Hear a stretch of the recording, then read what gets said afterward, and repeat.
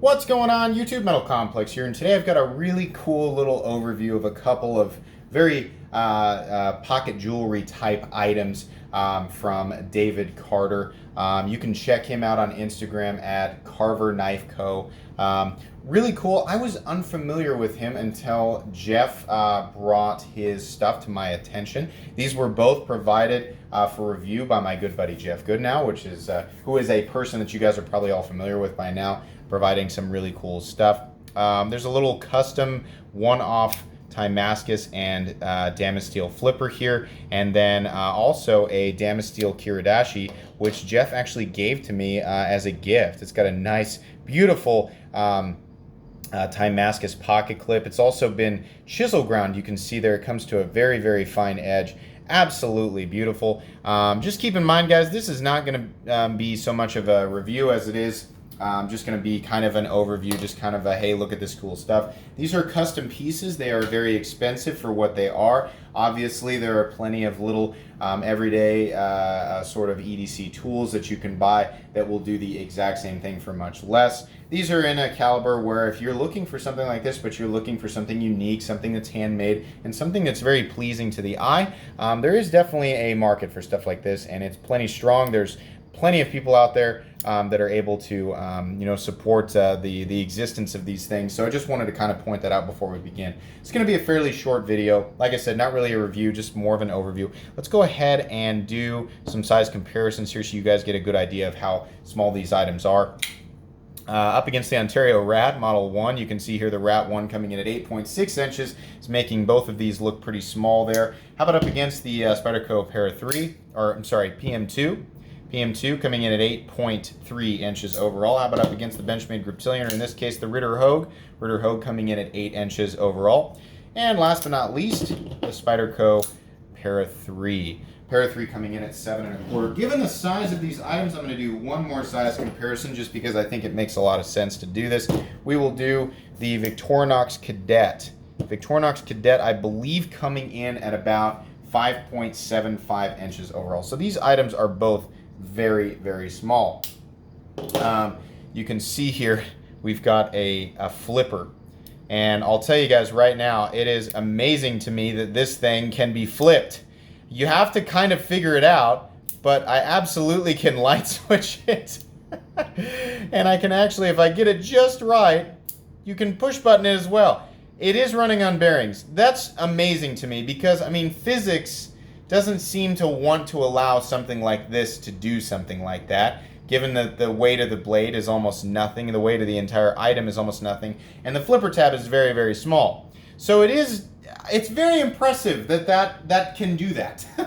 Absolutely. Let's go ahead and get a weight on each of these individually.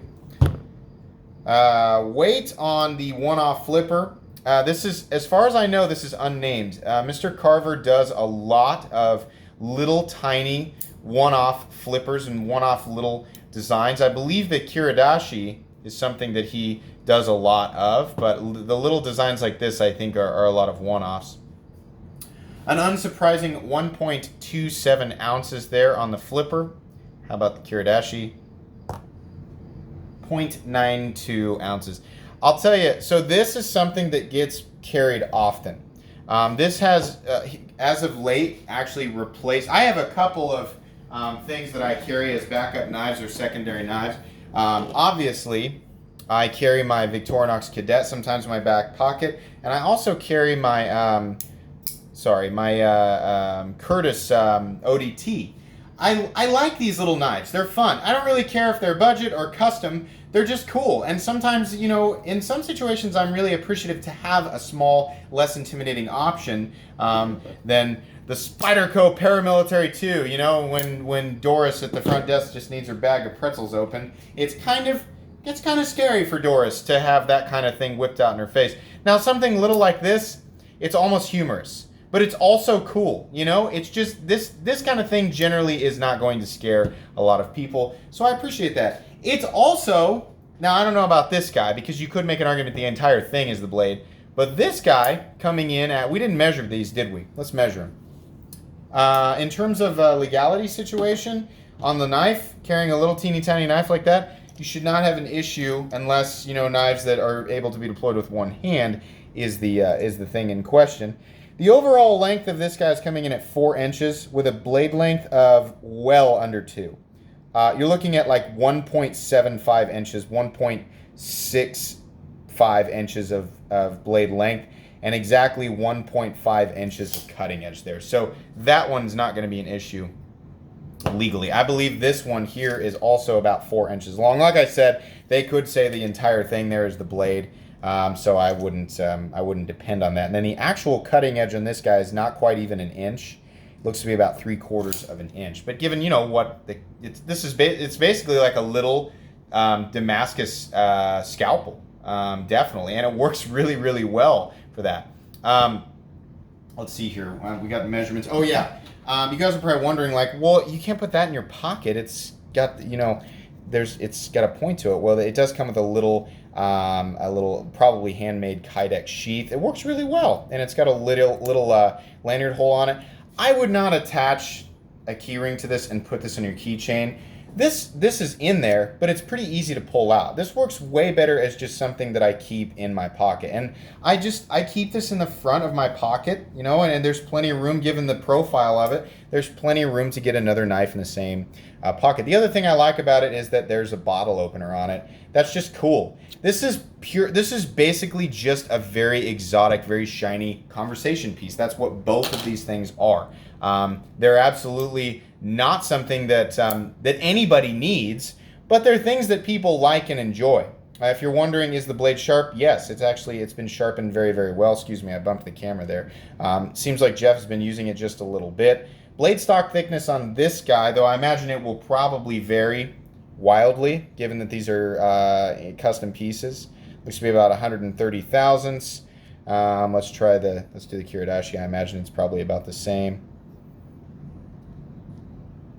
120 thousandths. They're probably about 125 thousandths, honestly. I mean, that makes sense. On that little of a knife, it actually makes it look really thick. You can see here we are looking at, let me clean that off just a little bit, some beautiful, beautiful Damascus scales there on the front. Absolutely fantastic work there. This is just really nice. I mean, I'm always impressed when something this small can look this nice. You do have a little adjustment head there on the pivot. You've got two nice, I believe, you know what? Are those, what size of heads are those? Okay, guys, what we have here is a little teeny tiny knife that is finally utilizing the right size of head.